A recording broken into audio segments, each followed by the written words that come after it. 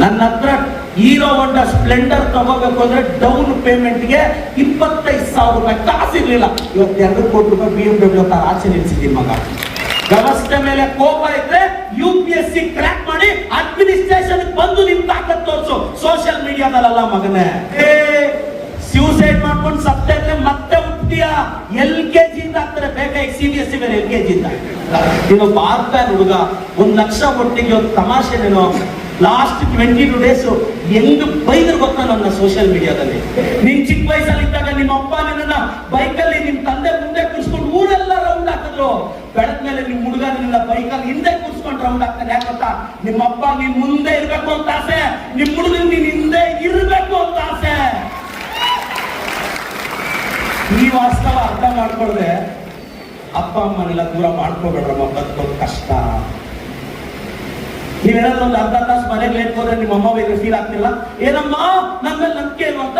ಇನ್ನು 20 ವರ್ಷ ಆದ್ಮೇಲೆ ನಿನಗೆ ವಯಸ್ಸು ಬಂದಿರೋ ಮಗಳು ಅರ್ಧ ಗಂಟೆ ಮನೆಗೆ ಲೇಟ್ ಹಾಕಿದ್ರೆ ಎಷ್ಟು ಇನ್ಸೆಕ್ಟ್ ತಾಯಿ ಫೀಲ್ ಆಗ್ತಾಳೆ ಅಂತ ನಿನಗೆ ಗೊತ್ತಾಗುತ್ತೆ. ಅಲ್ಲಿವರೆಗೂ ನಿನಗೆ ರಿಯಾಲಿಟಿ ಎಲ್ಲ ಅರ್ಥ ಆಗುತ್ತೆ.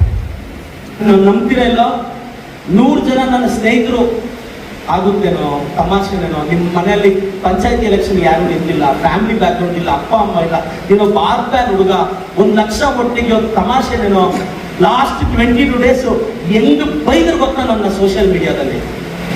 ಹೆಂಗ್ ನನ್ನ ಫ್ರೆಂಡ್ ಒಬ್ಬ ಕೇಳ್ದ, ಪ್ರದೀಪ್ ಸೋಲಿಸ್ಬಿಡ್ತಾರೆ, ಆಗಲ್ಲ, 1 ಲಕ್ಷ ಏನೋ ನಿನ್ ಮಾರ್ಕೆಟ್ 100 ಜನ 1000 ಜನ ಓಟ್ ಹಾಕ್ಬೋದೇನೋ, 1 ಲಕ್ಷ ಗೆದ್ರೇನೆ ನಿನ್ ವಿಧಾನಸೌಧಕ್ಕೆ ಹೋಗೋದು ನೋಡಿ, ಈಗಲೂ ಯೋಚನೆ ಮಾಡೋದು. ನನ್ನ ಫ್ರೆಂಡ್ ಕೇಳಿದೆ, ಮಗ ನನ್ನ ಜನ ಹೊಗಳ್ತಾರೋ ತೆಗಳ್ತಾರೋ, ರಾಯಚೂರಿಂದ ಬೆಂಗಳೂರಿಗೂ ನನ್ಗೆ ಗೊತ್ತು. ನನ್ನ ಫ್ರೆಂಡ್ ಪಕ್ಕದವ್ರಿಗೆ ಗೊತ್ತಿಲ್ಲ, ಕರ್ನಾಟಕದಲ್ಲಿ ನನ್ಗೆ ಯಾವ ಊರು ಗೊತ್ತಿಲ್ಲ, ಹೇಳಿ ನಾನು ಎಲ್ಲ ಊರಿಗೂ ಗೊತ್ತು. ಧೈರ್ಯ ಮಾಡಿ ಅಕ್ಕಾಡಕ್ಕೆ ಕೇಳಿದ್ವಿ. ಆ ಗೆದ್ದಿದ್ದ ದಿನ ನನ್ಗೆ ಅನಿಸ್ತು ಒಂದು MLA ಆಗಿ what difference we can bring. ನನಗೆ ಇವತ್ತು ಆ ಪವರ್ ನನ್ಗೆ ಅರ್ಥ ಆಗ್ತಿದೆ. ಒಂದು MLA ಎಷ್ಟೆಲ್ಲ ಚೇಂಜ್ ಮಾಡ್ಬೋದು ಅಡ್ಮಿನಿಸ್ಟ್ರೇಷನ್, ನನಗೆ ಅದು ಎಕ್ಸ್ಪೀರಿಯನ್ಸ್ ಆಗ್ತಿದೆ. ಬರ್ಬೇಕು ನಿಮ್ಮಂತ ಯಂಗ್ಸ್ಟರ್ಸ್. ನಾನು ನಿಮ್ಗೆ ಹೇಳಕ್ ಇಷ್ಟಪಡೋದಷ್ಟು not as an MLA. First ಏನಾದರೂ ಪ್ರಯತ್ನ ಪಟ್ಟರೆ ಇಳೀರಿ ಸರ್ ಅಕ್ಕಾಡಕ್ಕೆ, ಪರವಾಗಿಲ್ಲ, ಏನಾದರೂ ಪರವಾಗಿಲ್ಲ, ಏನಾದರೂ ಪರವಾಗಿಲ್ಲ. ನನ್ನ ಹತ್ರ ಹೀರೋ ಹೊಂಡಾ ಸ್ಪ್ಲೆಂಡರ್ ತಗೋಬೇಕು ಅಂದ್ರೆ ಡೌನ್ ಪೇಮೆಂಟ್ಗೆ 25,000 ರೂಪಾಯಿ ಕಾಸಿರ್ಲಿಲ್ಲ. ಇವತ್ತು 2 ಕೋಟಿ ರೂಪಾಯಿ BMW ಕಾರ್ ಆಚೆ ನಿಲ್ಸಿದ್ದೀನಿ ಮಗ. ಯಾಕೆ ಹೇಳ್ತಾ ಇದ್ದೀನಿ ಅಂದ್ರೆ ನನ್ಗೆ ಅಯ್ಯೋ ನಮ್ಮ ಮನೇಲಿ ಕಷ್ಟ ಇದೆ, ನಮ್ಮ ಮನೇಲಿ ಸ್ಟ್ರಗಲ್ ಇದೆ. ನಮ್ಮ ತಂದೆ ತಾಯಿ ಇಬ್ರು ಚಿಕ್ಕ ವಯಸ್ಸಲ್ಲೇ ವಿಷ ಕುಡಿದು ಆತ್ಮಹತ್ಯೆ ಮಾಡ್ಕೊಂಡ್ರು ಸರ್ಕಾರಿ ಆಸ್ಪತ್ರೆಯಲ್ಲಿ. ಯಾಕೆಂದ್ರೆ ಡಾಕ್ಟರ್ ಸ್ವಲ್ಪ ಲೇಟ್ ಆಗಿ ಬಂದ್ರು ಅಂತ.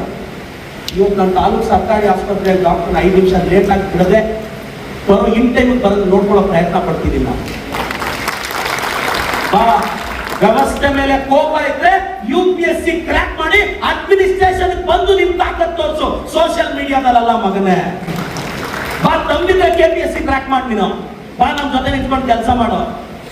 ತುಂಬಾ ಜನ ತಾಯಂದ್ರಿಗೆ ಎಲ್ಲ ಯಂಗ್ಸ್ಟರ್ಸ್ಗೆ youths are not useless but they useless.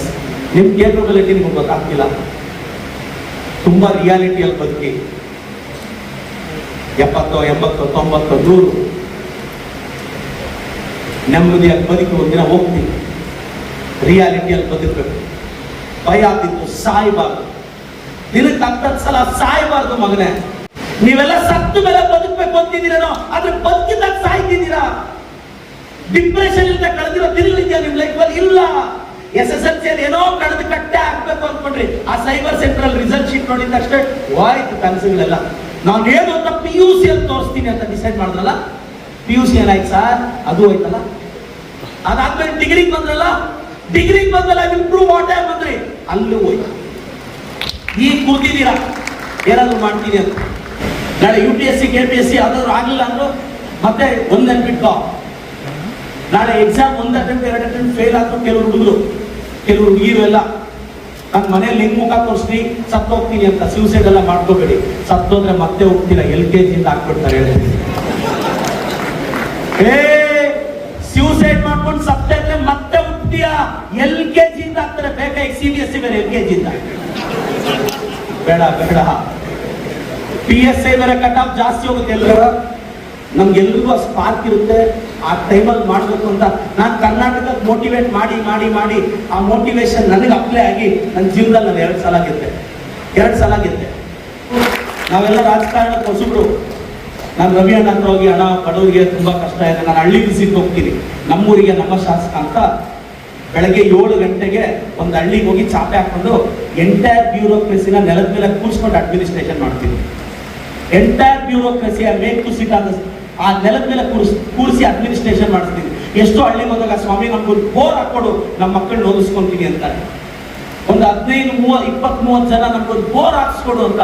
ಒಂದು 15-20 ಕುಟುಂಬಗಳು SC, ಒಂದು 15-20 ಕುಟುಂಬಗಳು ST ಅವರು ಬೋರ್ ಹಾಕೊಟ್ರೆ ನಮ್ಮ ಮಕ್ಕಳನ್ನ ನಾವು KPSC ಓದಿಸ್ತೀವಿ ಅಂದ್ರು. ನಾನು ಅದೆಲ್ಲ ಇಷ್ಟಕೊಂಡು ಅಣ್ಣ ಹತ್ರ ಬಂದೆ, ಅಣ್ಣ ಆ ಫ್ಯಾಮಿಲಿಗೆ ಬೋರ್ ಹಾಕೊಟ್ರೆ ಒಂದು ಬೆಳೆ ಇಟ್ಟು ಮಕ್ಕಳು ಓದಿಸ್ತಾರೆ ಅಂತ ಅಂದ್ರೆ 30 ಬೋರ್ವೆಲ್, ಒಂದು ಬೋರ್ವೆಲ್ 10 ಲಕ್ಷ ರೂಪಾಯಿ ಆಗುತ್ತೆ, ಸ್ಯಾಂಕ್ಷನ್ ಮಾಡಿಕೊಡ್ತೀವಿ. ಅದರಲ್ಲಿ ಇದಾಗಿದ್ದು 1.5 ವರ್ಷದ ಬ್ಯಾಕು. ಅವ್ರಿಗೆ ಡಿಗ್ರಿ ಪಾಸ್ ಮಾಡ್ತಿದ್ರೆ ಬೆಳೆನೂ ಬಂದಿದೆ.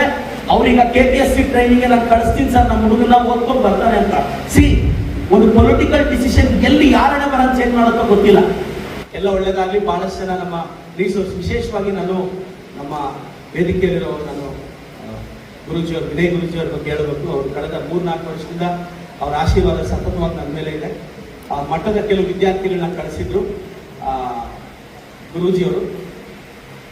ಅಷ್ಟು ಜನ ಡಾಕ್ಟರ್ಸ್ ಆಗಿದ್ದಾರೆ ನಮ್ಮ ಅಕಾಡೆಮಿಯಲ್ಲಿ.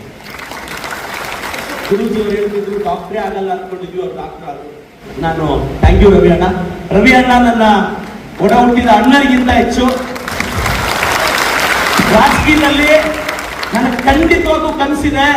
ನಾನು ತುಂಬಾ ಎತ್ತರಕ್ಕೆ ನಮ್ಮ ಬೋಸರಾಜ್ ಸಾಹೇಬರು, ನಮ್ಮ ರವಿ ಅಣ್ಣವ್ರ ಆಶೀರ್ವಾದದಿಂದ ನಾನು ಬೆಳಿತೀನಿ ಅಂತ. ಖಂಡಿತವಾಗೂ ನಾನೆಲ್ಲ ನಮ್ಮ ಶಿಕ್ಷಣ ತಜ್ಞರು, ಮಂಜು ಸರ್, ಸರ್, ಶರಣ ಸರ್, ಎಜುಕೇಶನ್ ಫೀಲ್ಡ್ ಅಲ್ಲಿ ಕಳೆದ 75 ವರ್ಷದಲ್ಲಿ ನೋಡಿದಿರೋ ರೆವಲ್ಯೂಷನ್ ನಮ್ಮ ಸರ್ಕಾರದಲ್ಲಿ ತರ್ತೀವಿ ಅಂತ ಯಂಗ್ಸ್ಟರ್ಸ್ ರಾಜಕಾರಣದಲ್ಲಿ ಇದ್ದಾರೆ. ನಮ್ಮ ಸರ್ಕಾರದಲ್ಲಿ ಆ ಚೇಂಜಸ್ ತರ್ತೀವಿ, ನಮ್ಮ ಮೇಲೆ ಭರವಸೆ ಇದೆ. ಇಂಗ್ಲೀಷ್ ಪದಗಳು ಹುಡುಕಿದಾಗ ನಾನು ಜಸ್ಟ್ ನಾನು ಕಾರಲ್ಲಿ ಹಾಕೊಂಡು ನೋಟ್ಸ್ ಮಾಡ್ಕೊತಾ ಇರ್ತೀನಿ. ನಾನು ಆಲ್ಮೋಸ್ಟ್ ಒಂದು 300 ಆರ್ಟಿಕಲ್ಸ್ ಕಲ್ತ್ಕೊಂಡಿದ್ದೀನಿ sir. 1 to 4 union territories, 5 to 11 citizenship, 12 to 35 fundamental rights, 36 to 51 directive response of state policy, 50 to the civil president of India. ಈ ಥರ ಎಲ್ಲ ಆರ್ಟಿಕಲ್ಸ್. ಯಾಕೆಂದರೆ ರಾಜಕಾರಣದಲ್ಲಿ ಕೆಲವು ಟೈಮ್ ಓದೋಕ್ಕಾಗದಿದ್ದಾಗ ಒಳ್ಳೇದಾಗಬೇಕು ನೋಡಿ. ಒಳ್ಳೆ ರಿಸೋರ್ಸ್ ಪರ್ಸನ್ಸ್ನ ಕರೆಸಿದ್ದಾರೆ. ನಮ್ಮೆಲ್ಲ ರವಿ ಅಣ್ಣಗೂ ಒಳ್ಳೇದಾಗಲಿ. ನಮ್ಮ ಬೋಸರಾಜ್ ಸಾಹೇಬ್ರಿಗೂ ನಿಮ್ಮ ಕುಟುಂಬದ ಆಶೀರ್ವಾದ ಇರಬೇಕು ಅಂತ ಹೇಳಿದ್ರೆ ನಾನು ಮಾತು ಮುಗಿಸ್ತೀನಿ. ಕೊನೆಯ ಚೆನ್ನಾಗಿ ಓದಬೇಕು ಸರ್, ಟಾಪರ್ಸ್ ಆಗಬೇಕು ಸರ್, UPSC ಟಾಪರ್ಸ್. ನಾನು ರಾಯಚೂರು ಹೋಗಿ ನೋಡಬೇಕು.